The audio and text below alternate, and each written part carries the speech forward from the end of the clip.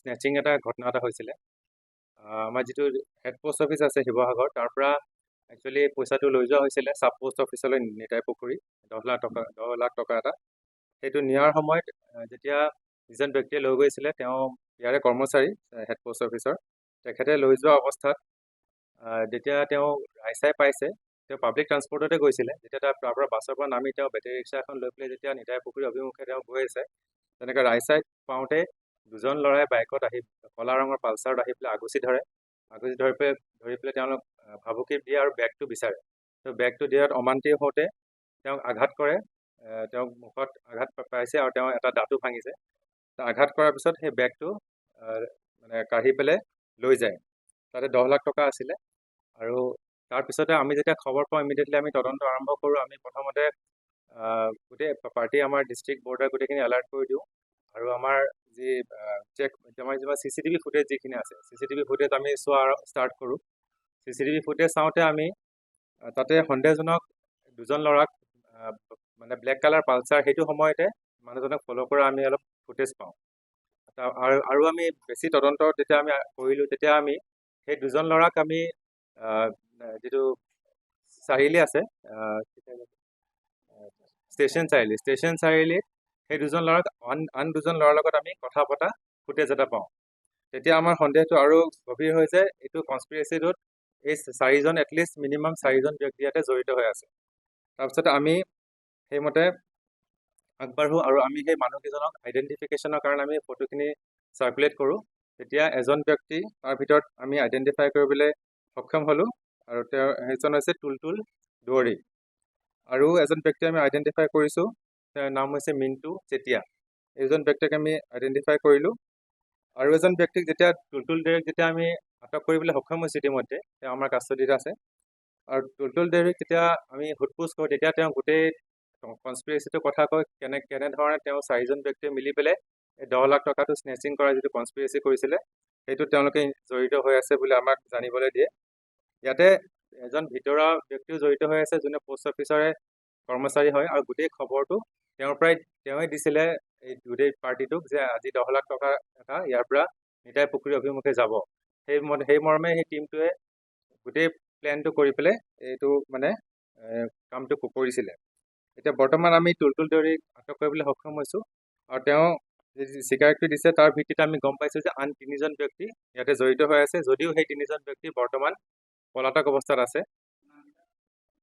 নামকেইটা এজন হৈছে মিণ্টু চেতিয়া, এজন হৈছে নিৰ্মল শইকীয়া, আৰু এজন বিকি বুলি কৈছে। বিকিৰ আচল নামটো আমি এতিয়ালৈকে গম পোৱা নাই। বিকি হৈছে মিণ্টু চেতিয়াৰ সম্পৰ্কীয় মানুহ, গতিকে বিকিক এইজনৰ আচল নামটো টুলটুল দেউৰীয়ে গম নাপায়।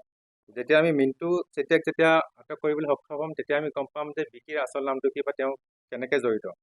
এই বাইকত মিণ্টু চেতিয়া আৰু বিকি আছিলে, যিখন কলা বাইকে ফ'ল' কৰিছিলে, সেইখন বাইকত মিণ্টু চেতিয়া আৰু বিকিয়ে ফ'ল' কৰি আছিলে। বাকী দুজনে এই কনস্পিৰেচিত জড়িত হৈ আছে। এতিয়া বৰ্তমান আমি এজনক আটক কৰিবলৈ সক্ষম হৈছোঁ।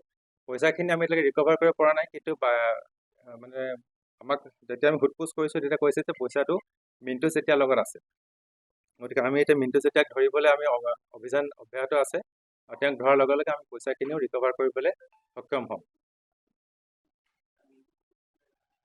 মিণ্টু চেতিয়া এনেই ডিমৰ হয়, আৰু তেওঁ আগতেও এৰেষ্ট হৈছে, UAP এক্টত এৰেষ্ট হৈছে। আৰু টুলটুল দেউৰীও আগতে মহ চুৰি কেছত এৰেষ্ট হৈছে, শিৱসাগৰ থানাতে এৰেষ্ট হৈছে। গতিকে গোটেইকেইজন হেবিচুৱেল অফেণ্ডাৰ বুলি আমি ভাবিছোঁ। আৰু যিজন নিৰ্মল শইকীয়া বুলি ব্যক্তি আছে, তেখেতকো আগতে হেড পোষ্ট অফিচত কিবা ফাইনেন্সিয়েল ইৰেগুলাৰিটি কৰাৰ কাৰণে তেওঁকো আগতে ছাছপেণ্ড কৰিছে, আৰু তেওঁ এৰেষ্ট হৈছে বুলি আমাক জানিবলৈ দিছে। হয়, এতিয়া তেওঁ ছাছপেনশ্যনটো উঠাই লৈছে বুলি জানিবলৈ দিছে। এতিয়া তেওঁ আকৌ জইন কৰিছে বুলি কৈছে। হয়, তেনেকৈ সেইটোৱে আমি কনস্পিৰেচিত আমি হেৰি কৰিছোঁ। নিৰ্মল শইকীয়া ইতিমধ্যে পলাতক আছে। আজি যেতিয়া আমাৰ টিম ধৰিবলৈ যায়, তেওঁক নাপায়, তেওঁ পলাতক আছে। আৰু নিৰ্মল শইকীয়াই গোটেই ভিতৰুৱা মানে খবৰটো লিক কৰিছে। যিহেতু এইটো নিতাই পুখুৰী যি চাব পোষ্ট অফিচ আছে, তালৈকে পইচাটো লৈ গৈ আছিল। হেড পোষ্ট অফিচৰ পৰা চাব পোষ্ট অফিচলৈ লৈ গৈ আছিল। নহয়, শিৱসাগৰ নহয়। কোন জানে? নিৰ্মল শইকীয়া বৰ্তমান শিমলুগুৰি চাব পোষ্ট অফিচত আছে। কৰ্মৰত আছে হয় তেওঁৰ নামটো হৈছে বিপুল দত্ত এইটো কেছ অভাৰচিয়াৰ বুলি এটা পোষ্ট আছে এইটো মানে পোষ্ট এটা প্ৰত্যেক ডাকঘৰত থাকে তেওঁলোকে কেছটো মানে হেড পোষ্ট অফিচৰ পৰা বাকী যি চাব পোষ্ট অফিচ আছে তালৈকে লৈ যায় কেছ অভাৰচিয়াৰ হিচাপে তেওঁ তাতে এমপ্লয়ড আছিল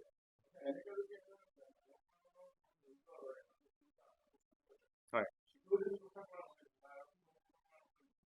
আৰক্ষীক মানে তেওঁলোকে আচলতে বস্তুটো যেতিয়া এজন ব্যক্তি যেতিয়া লৈ যায় মানে 5 লাখ টকালৈকে তেওঁলোকে এজন ব্যক্তিক সৈতে নিব পাৰে কিন্তু 5 লাখ টকা যেতিয়া বেছি পৰিমাণটো বেছি হয় তেতিয়া তেওঁলোকে দুজন ব্যক্তি মিনিমাম দিব লাগে বুলি আমাক পোষ্ট মাষ্টাৰে জানিবলৈ দিছে গতিকে তেওঁলোকে ইয়াতে এজন ব্যক্তিৰ হাততে পঠাই দিছিলে আৰু দুজন ব্যক্তি মিনিমাম পঠাব লাগে তেতিয়াহে মানে বস্তুটো প্ৰট'কল মতে দুজন মিনিমাম পঠাবই লাগে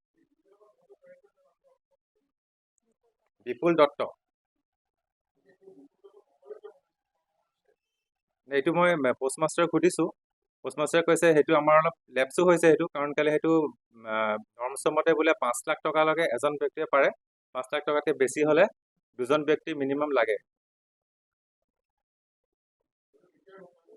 এইটো যোৱাকালি ঘটনা যোৱাকালি স্নেচিংটো 11:30 পৰা 12টাৰ ভিতৰত হৈছে দিনত আৰু আমি খুব কম সময়ৰ ভিতৰতে এইটো ক্ৰেক কৰিব পাৰিলোঁ গোটেই ৰাতি যোৱাকালি আমাৰ পাৰ্টি তেওঁক মানে CCTV ফুটেজ ফ'ল' কৰি আছে আৰু মানুহজনক বিচাৰি ওলোৱা হৈছে মানে বাইকখন এতিয়ালৈকে ৰিকভাৰী হোৱা নাই বাইকখন ৰাইচাই ডিমৌ ৰাইচাই আমি এই সংক্ৰান্তে এটা কেছ ৰুজু কৰিছোঁ Demow PS case number 45/25 under section 126(2), 117(2), 3042, 3096 Bharatiya Nyaya Sanhita আণ্ডাৰত আমি কেছ ৰেজিষ্টাৰ কৰিছোঁ ৰংফুল ৰেষ্টুৰেণ্ট আৰু মানুহজনক যিহেতু হাৰ্ট কৰিছে তেওঁ দাঁত এটা ভাঙি গৈছে গতিকে গ্ৰিভেছ ইঞ্জুৰি ছেকশ্যন লগোৱা হৈছে স্নেচিঙৰ ছেকশ্যন লগোৱা হৈছে আৰু ৰবাৰী ছেকশ্যনো লগোৱা হৈছে 45/25 Demow PS case number 45/25 under ছেকশ্যনটো 126(2), 117(2), 304(2), 309(6) BNS 126(2), 117 (117) 304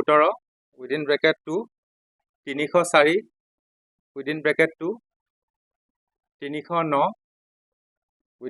(6) ভাৰতীয় ন্যায় সংহিতা 4জন আছে কনস্পিৰেচিত হয় এতিয়ালৈকে আমি তেওঁৰ নামটো নিৰ্মল শইকীয়া যিজন ইনভলভ আছে হয় নহয় শিৱসাগৰ নকৰে তেওঁ সেই চিমলুগুৰিত কৰে